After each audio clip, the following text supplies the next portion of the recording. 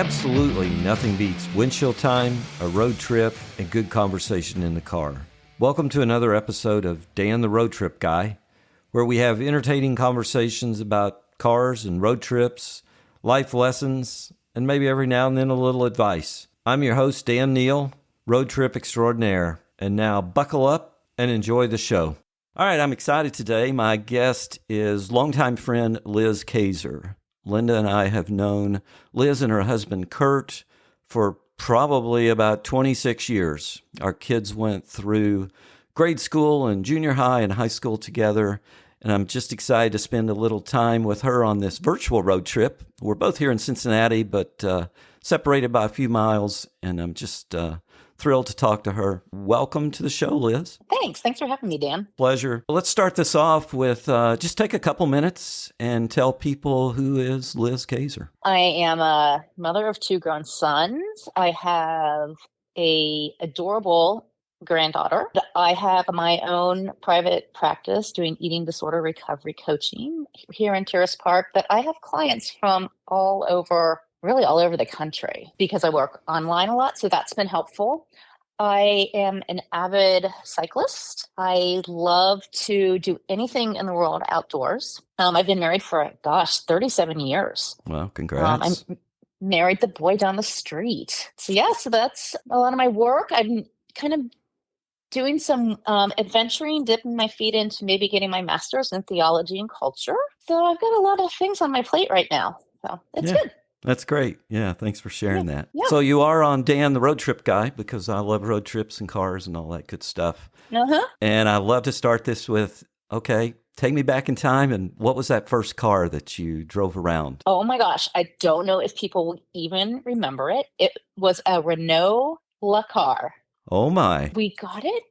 I'm a twin. So my sister and I got it for college so she could get to and from her student teaching. I got to have it then mostly on the weekends, which was great because I came home a lot on the weekends to see my now husband. But the car was it was its own unique little personality. My husband could do bicep curls with it. It was so little. It had an old rubber hatch on the top that you could kind of just like pull out. And, back in those college days, I like pulled them out. I opened the little sunroof and drove home. My college days, I thought I was really cool if I smoked once in a while. So I thought my mom wouldn't know when the smoke like poured out of the car on me because I had my little sunroof open. Exactly. Yeah.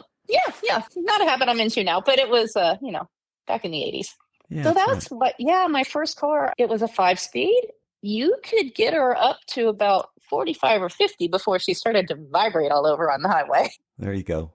Now, So was that a new, car. did you buy that new or was it used? It was used. My parents bought it from friends down the street. They actually, I think, had like was it a GMC, AMC, something like that. They had a dealership, and so their daughter had driven it for a while, and then we got it from her. Yeah. What color was it? Oh, she was so cute. She was white. Okay. With little red pinstripes, about a third of the way down on her. So, yeah, it was it was a great little car. Yeah. You refer to her as a she. Did she have a name?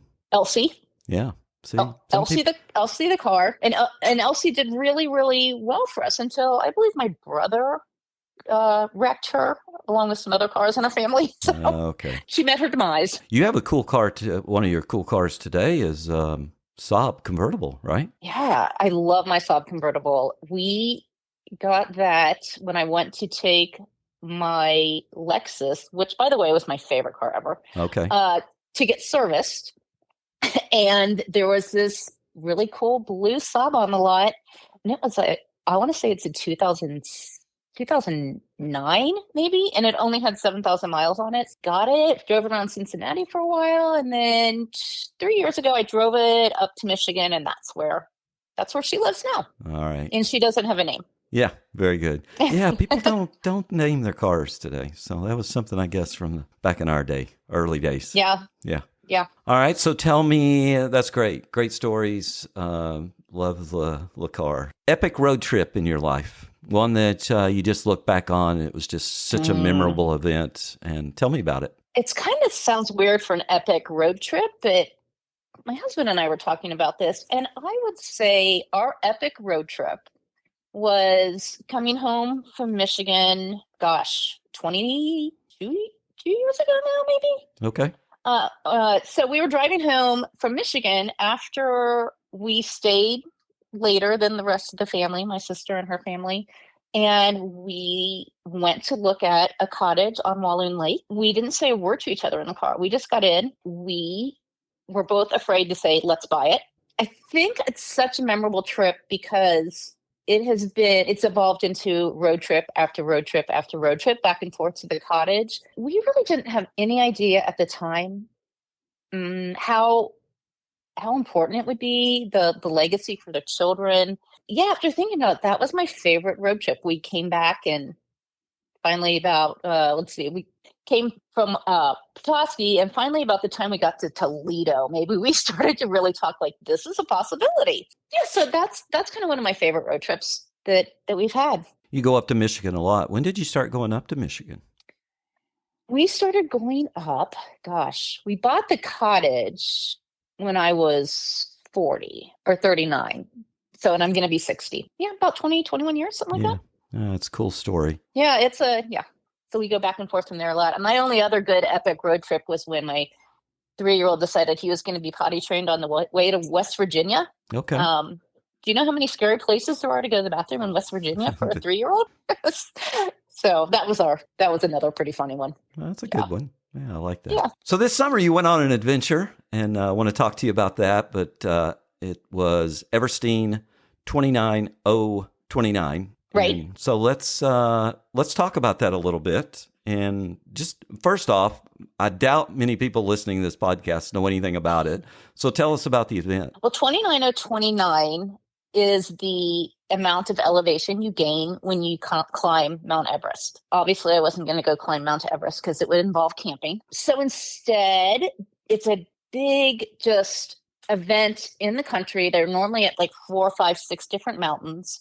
They rent out the whole mountain resort. I did my trip to Sun Valley this year.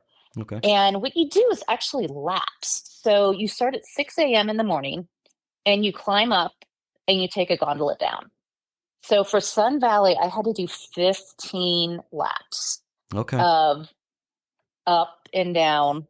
I think I slept maybe 3 hours. I was on the ground on my feet for about 30 hours climbing and moving. So and you this have 36 is over. hours. It's over 36 hours. You have 36 hours to complete the event. But what was so neat about the event is we all had our own like Everest that we were climbing, like a different reason. And it's a very encouraging, welcoming community. It is you against the mountain. There were as many cheers erupting for the woman who just wanted to finish 4 laps. And that's the elevation of, is it Kosciuszko in Antarctica? So you get 7 different mountains from each continent that you climb. Okay. So yeah, I mean, and it was just like she was sobbing. Everybody was sobbing at the end. My husband, who never cries, sobbing because that was her Everest. It was the world to her. So yeah. And your family went with you? My family did go with me. Mitch and Brad were both going to do the climb with me, and they climbed. Unfortunately, neither one of them finished, but I'm really proud of them. They left everything they had on the mountain, and that's really the goal. Like, just don't leave anything behind. Like, just go and leave it all on the mountain. That was cool. Yeah. How long did it take to do a lap for you? You mentioned lap. A lap was anywhere from an hour and a half to an hour and 45 minutes, depending on the gondola, depending on if I wanted to stop and eat at the bottom, those kind of things. Okay. What led you to do this? First of all, I saw it on, I don't know, Instagram or something. I thought, that looks really cool. And the more I thought about it, the more I thought, I can really do this. I had for years a pretty severe eating disorder, and I had left my my smallest pair of jeans with my therapist so that she would have them and I wouldn't have them in here taunting me, and I could really work on my recovery. Okay. Somewhere in the last year or so, I started thinking, like, what am I going to do with those jeans? Because I don't really need them back. So I decided I was going to take them and put them in my pack. I was going to leave them at the very end on the mountain. and kind of cutting the ties with the eating disorder, my identity in the eating disorder. I got to about the fourth lap. Those jeans were pretty heavy. And I stopped at the top of the mountain and I looked down below, and all I could think of was the 23rd Psalm, because you could hear the water rushing and it was so green and lush. And I kind of felt like God said, you don't have to carry these anymore. Like, this is a burden you don't have to carry anymore, and you don't have to carry the burden of the eating disorder. At the fourth lap, I stopped at the top and I took my pack off and I left my jeans at the summit on top of a rock, or under a rock, I think. Okay. So that was kind of my impetus for doing it. And also, I wanted to do it and prove that I could do it and still stay well and not fall back into the eating disorder and the overexercising, and to maintain my weight. And yeah, it had a lot. It was almost more like a pilgrimage to me at that point. Okay. Yeah, their website says, I was reading their website after, trying to learn a little bit about it. And it says it's what they wanted to be is a transformational adventure that unlocks a better version of the person participating. And I assume you found that to be the case. I really did. I just can't even explain the exhilaration of coming up that final lap. The knowing that I can do something really hard that I got to choose. I feel like a lot of my things in my life I didn't get to choose, and I got to choose that hard. Yeah, and afterwards, even today, or this week, I had a kind of bad day and I was feeling like, oh, I just don't know if I can do this. And I had a playlist and I put it on, and my world just goes right back to, yes, you can do hard things. Yeah, I think for me, that's jumping in the car and taking a little road trip, and that kind of brings me back into focus. Yeah, yep. And I was thinking about road trips, and I was thinking about, you mentioned you're an avid cyclist. I don't know how long you've been doing that. We'll talk about that in a minute. But I know you ride a lot of miles, and I know you do some of those as solo. Was there a particular reason you decided to do cycling? I think I decided to do cycling just to kind of give my knees a break from running. Okay. There was a great group that rode out of a bike shop that I went to, that I got my bike, and we just ended up kind of breaking off from that group, and maybe like 8-10 of us just became really close. So that's kind of how I got into it. And that's what kept me going, is just the people. I mean, there's something about a bike that's more of an equalizer than, say, running with people. Different shapes, different sizes, different levels of, strength. And so it's just a great community. I'm not a cyclist. I assume you're not just always racing against a clock. When you're running, you're always looking at your watch. Yeah. Did I run that mile faster? Did I run slower? I always see these cyclists, and I'm sure some of them, that's important to them. But then I see some who just seem to be enjoying the solitude. Mm-hmm. Speed has never been important to me. I think I have a pretty good clip that I go at. It's more about either when I'm riding with the people, it's about being with them and just the variety of people that I've come to know, the supportive community. I also love when I just ride alone. What's your longest ride? 100 miles. Okay. Wow. Yeah. Century. That's kind of is that a day or most of the day? It's a long day. And I didn't really choose to do 100 miles. I was only supposed to be doing like 50. And then at the break off, they all talked me into doing another 50 miles. And you just thought, I can do that. I'll do that. Sure. Why not? Is there, kind of like the road trips, is there a particular bike ride that, I don't know, it was just one of those, it was kind of moving, maybe the sun set, the sunrise, just something in particular that you just said, yeah, life is good? There's so many of them. I think I would say Mountain Mayhem in northern Michigan. Okay. It's a 62-mile ride, I think, 62. So it's considered a metric century. And I did that by myself. For me, it was also I don't know, like a sense of independence that I didn't have to be doing it with some friends. So I kind of like out of my comfort zone to go and do this by myself and make conversation with people. It's a pretty big bike ride. That was probably one of my favorites. It was hard, hence the term Mountain Mayhem. It was, I mean, it's beautiful. The scenery just in northern Michigan is just phenomenal. It was just, yeah, I would say it was just a really, we saw sunrise because we got right as we started to get on our bikes, the sun was rising.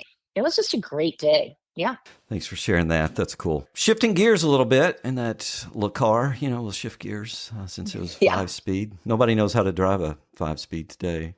But no. Anything on your bucket list? You and I talked about this. Anything on your bucket list that you want to do before you die? Wow. It's got to be something out there in this big world. I mean, there are places I'd like to visit. Okay. Well, tell us about one of those. Yeah. I've always wanted to go to Alaska. I've always wanted to go back to the Mediterranean. I did that a few years ago, and I'd love to do that with my husband. Okay. See, there's 2 trips. And you can just tell Kurt, hey, we're going to fly out to Seattle, rent a car, and we'll drive to Alaska. And that way you'll have a great road trip. Yeah, I would love to do that. I would love to just get in the car and drive some of these places. So much out there. This is one of my favorite questions. Okay. If you could take a road trip with anyone, living or deceased, who would it be? Where would you go? What would you drive? Maybe that Le Car. Mm-hmm. What would you talk about? Wow. So that was an easy one for me to answer. My good friend Nancy, who was more like a mom to me, passed away almost exactly a year ago today. I would love to ride in a car, any car, maybe a convertible, because she always had a convertible too. Okay. And I just would love to soak in her wisdom like one more time. I'd like to be able to laugh with her again, cry with her again. I think she has some really funny stories about cars, actually, because she for years was married to a car dealer in Cincinnati. But yeah, I would give anything to go on a road trip with her. And where would we go is a good question. I always wanted to try and go. She's got a place in Cabo that she had. I would love to have gone to Cabo and just driven on the roads in the mountains there and just take it all in. I mean, that would be that's my person. Yeah. Okay. So good. Yeah. That's great. Yeah. And kind of getting to the end of our little virtual road trip here. It seems to go by quickly, but you're in a room full of people, maybe, or maybe it's just a person.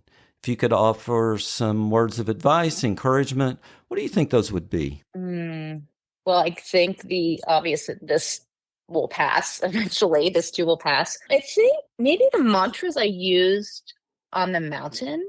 Okay. It's really, I think, kind of a metaphor for life. And that was be where your feet are. And that's the only place you have to be in this moment in time is right where your feet are. Yeah. Okay. I think the other mantra that I used a lot was I got to choose this hard. And the other thing that's just so relevant on the mountain was just keep climbing. We would say just turn right and keep climbing because that was the way off the, don't stop, don't think about it, just keep climbing. Pretty easy to give up sometimes. Oh my gosh, yes. Mm-hmm. Well, Liz, this has been fun. This has been a pleasure. It took us a little bit to hook up, but I hope you enjoyed our little drive here and chatting. And I told you before we started, maybe Lennon will listen into this someday and when she wants to hear your voice. So I'd love that. That would be great for her to have. Yeah. And I like to wrap up. You are an author. We didn't talk about that much, but I like to wrap up the show with just give my guest time to promote themselves, a charity, a book in your case, whatever you want to do. Yeah, so I wrote a book called Eating by Faith, A Walk with God, My Eating Disorder from the Inside Out. Honestly, I think God had my hand and just helped me write the book. But that's available Amazon. You can go to my website, which is eatingbyfaith.com. That is also how you can get in touch with me if you ever need somebody to do any public speaking on eating disorders, body image, self-image. I also, again, have my own private recovery coaching program for eating disorders right in Terrace Park. But again, also you can do that from anywhere. I have, again, people from Portland to Portland, East Coast. That's great. Thank you for sharing that. And I'll put that in the notes. So we hope people will check out your website, check out the book. Yeah, great. Well, this has been fun. Probably see you soon because we live pretty close to each other. Yeah, I hope so. Yeah, we need to re-celebrate your wife's birthday. Liz, this was fun. Thank you so much. Great. Thank you. Until we meet up again, you can find me on the internet at dantheroadtripguy.com. I hope you will follow this podcast so that you don't miss any upcoming episodes, and share it with your family and friends so that they can enjoy the stories of my guests also. Until we meet again on a future episode, keep having conversations with each other and keep driving.